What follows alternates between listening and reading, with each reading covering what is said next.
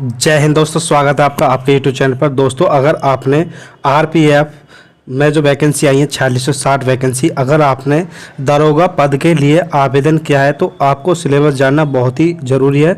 दोस्तों, जो ये सिलेबस है हमने इसके नोटिफिकेशन में से लिखा है, यही नोटिफिकेशन में सिलेबस लिखा है जो हम आपको बताने जा रहे हैं। और अगर आप सिलेबस के आधार पर अपनी तैयारी करते हैं तो आपका सिलेक्शन होना 100% होना तय है। तो दोस्तों, जान लेते हैं सिलेबस के बारे में। दोस्तों, सबसे पहले बात करते हैं सामान्य ज्ञान का जो सिलेबस है वो उसमें आपके कौन कौन से चैप्टर दिए जहां से आपके क्वेश्चन पूछे जाएंगे। तो सबसे पहले जो उन्होंने दिया है, उन्होंने कहा है कि प्रश्नों के उद्देश्य उम्मीदवारों के आसपास के पर्यावरण और समाज के लिए इसके अनुप्रयोग के बारे में सामान्य जागरूकता का परीक्षण करना है। यानी कि अगर आप एसआई के लिए तैयारी कर रहे हैं तो आपके लिए आसपास का जो पर्यावरण है उसको आपको याद करना है, उसके बारे में जानना है। और जो सामान्य जागरूक के जो क्वेश्चन होते हैं, सामान्य जो क्वेश्चन होते हैं उनके बारे में भी आपको जागरूक रहना होगा, जिससे कि आपको जो एग्ज़ाम होगा उसमें आप आसानी से कर सकें। दूसरा दोस्तों इसमें चैप्टर वो दिया है वर्तमान घटनाओं के ज्ञान और रोज़मर्रा के अवलोकन और अनुभव के ऐसे मामलों का परीक्षण करने के लिए जैसे कि किसी भी शिक्षित व्यक्ति से उम्मीद की जा सकती है। यानी कि वर्तमान घटनाएं, यानी कि इसमें कहा कि करंट अफेयर जो है आपकी, उसके बारे में आपको अच्छी जानकारी रखनी है। और जो करंट अफेयर में घटनाएं हो चुकी हैं, होने वाली हैं या अब जो चल रही हैं, इन घटनाओं के बारे में आपको अच्छी तैयारी करनी है। करंट अफेयर की आपको अच्छी तैयारी करनी है जिससे कि आप पेपर में अच्छा कर सकें। और तीसरा जो चैप्टर दिया है इसमें वो है आपका भारत का इतिहास। आपको भारत के इतिहास के बारे में अच्छी पढ़ाई करनी है, अच्छी तैयारी करनी है भारत के इतिहास के बारे में। यहाँ से आपको क्वेश्चन देखने को मिलने वाले हैं। और जो चौथा जो क्वेश्चन है चैप्टर है आपका वो है कला और संस्कृति। भारत की कलाएं और भारत की संस्कृति के बारे में आपको जानना है कि भारत की संस्कृति कैसी है। हर राज्य के अलग अलग संस्कृति होती है, उनके बारे में पढ़ना है। भारत की कलाएं, जो भी कलाएं हैं भारत के अंदर सभी राज्यों की, उन कलाओं को भी आपको याद करना है, पढ़ना है। और जो नेक्स्ट चैप्टर है वो है भूगोल। भूगोल में इन्होंने सिर्फ भूगोल नाम दिया है, यानी कि भूगोल में आपको पूरा भूगोल पढ़ना है।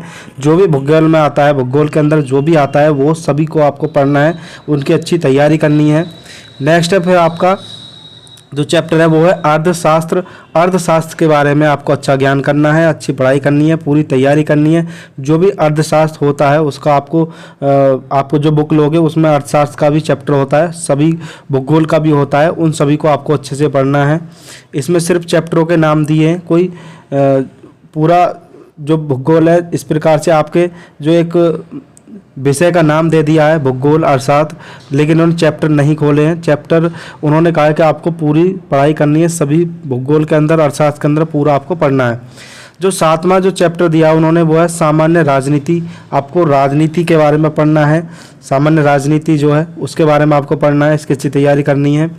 और जो आठवां जो चैप्टर है ये आपका बहुत ही मोस्ट इम्पोर्टेंट चैप्टर होता है, यह भारतीय संविधान। भारत का जो संविधान है वो आपको पूरा संविधान पढ़ना है। पूरे संविधान में से कहीं से भी वो क्वेश्चन आपको दे देंगे तो आपको पूरा संविधान अच्छे से पढ़ना है। यहाँ से आपके क्वेश्चन हमेशा हर जो परीक्षा होती है उसमें बनते हैं। हर परीक्षा में संविधान से क्वेश्चन पूछे जाते हैं, तो इसलिए संविधान बहुत ही मोस्ट चैप्टर आपका है। फिर नेक्स्ट है आपका खेल जगत।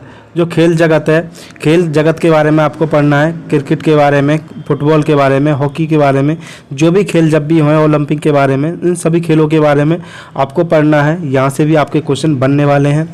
और 10वां जो चैप्टर दिया है वो है आपका सामान्य विज्ञान। जो विज्ञान है वहाँ से आपके क्वेश्चन आएंगे, सामान्य विज्ञान से भी आपके क्वेश्चन पूछे जाएंगे। विज्ञान से कहीं से भी कुछ भी क्वेश्चन आपसे पूछ सकता है। तो विज्ञान में आपको पता ही कि आपका बायोलॉजी हो गया, केमिस्ट्री हो गया और फिजिक्स हो गया। इन तीनों जो विज्ञान होते हैं सभी को मिला करके एक शब्द बना है विज्ञान। इन तीनों जो आपके विज्ञान है वहाँ से कोई भी क्वेश्चन यहाँ से पूछ लिया जाएगा, तो आपको विज्ञान की भी अच्छी तैयारी करनी है। अब दोस्तों नेक्स्ट चलते हैं। जो विषय है आपका वो है अंगणित। अंगणित से आपके जो प्रश्न आने वाले, चैप्टर आने वाले हैं वो है पहला संख्या प्रणाली। आपको संख्या प्रणाली के बारे में आपको पढ़ना है अंगणित में।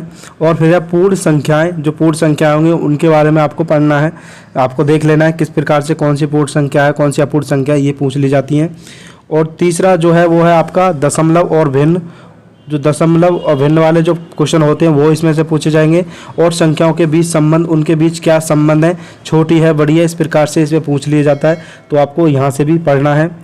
फिर है चौथा जो चैप्टर है आपका मैथ का, वो आपका होने वाला है मौलिक अंकगणितीय संचालन। जो मौलिक अंकगणितीय संचालन के जो क्वेश्चन आते हैं वो आपको देख लेना है, यहाँ से क्वेश्चन पूछ लेता है। फिर नेक्स्ट है आपका जो प्रश्न पूछे गए हैं वो चैप्टर दिया आपका प्रतिशत आपका मैथ का मोस्ट इंपॉर्टेंट चैप्टर होता है, यहाँ से अक्सर क्वेश्चन आते ही हैं, प्रतिशत आपको अच्छे से पढ़ लेना है। उसके बाद है आपका अनुपात और समानुपात, अनुपात और समानुपात से भी आपके क्वेश्चन पूछे जाते हैं।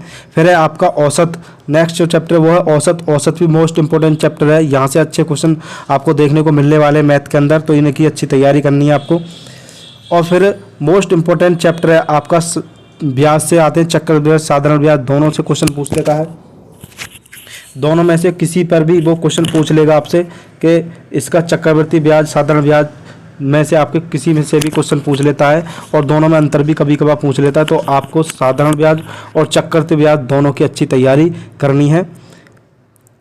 फिर नेक्स्ट जो है आपका मोस्ट इंपॉर्टेंट चैप्टर है आपका लाभ और हानि, यहाँ से भी हमेशा क्वेश्चन बनते हैं, लाभ और हानि से भी हमेशा यहाँ से क्वेश्चन पूछ लेता है। लाभ और हानि से हर पेपर होगा, जो भी पेपर होता है उसमें यहाँ से क्वेश्चन हमेशा देखने को आपको मिलते हैं। तो लाभ और हानि भी मोस्ट इंपॉर्टेंट चैप्टर है आपका, यहाँ से भी आपको अच्छे क्वेश्चन देखने को मिलने वाले हैं, तो आपको इसकी अच्छी तैयारी कर लेनी है।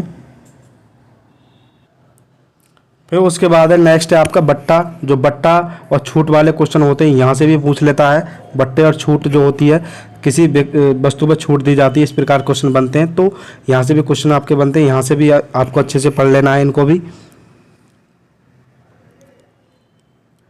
नेक्स्ट चैप्टर है आपका तालिकाओं और रेखांकन का उपयोग, तालिका और रेखांकन संबंधित क्वेश्चन आएंगे, उन्हें आपको देख लेना है। और बहुत ही मोस्ट इंपॉर्टेंट चैप्टर है आपका समय और दूरी, यहाँ से भी अक्सर क्वेश्चन आपको मिलते हैं, यहाँ से हर परीक्षा में आपको क्वेश्चन देखने को मिलते हैं समय और दूरी से, तो इसकी भी आपको अच्छी तैयारी करनी है, यहाँ से क्वेश्चन आपके बनते ही बनते हैं। और फिर इसमें दिया है आपका क्षेत्रमति के जो क्वेश्चन है वो आपको पढ़ लेने हैं। क्षेत्रमति से कहीं से भी कोई भी क्वेश्चन पूछ लेगा, तो आपको क्षेत्रमति की भी अच्छी तैयारी करनी है।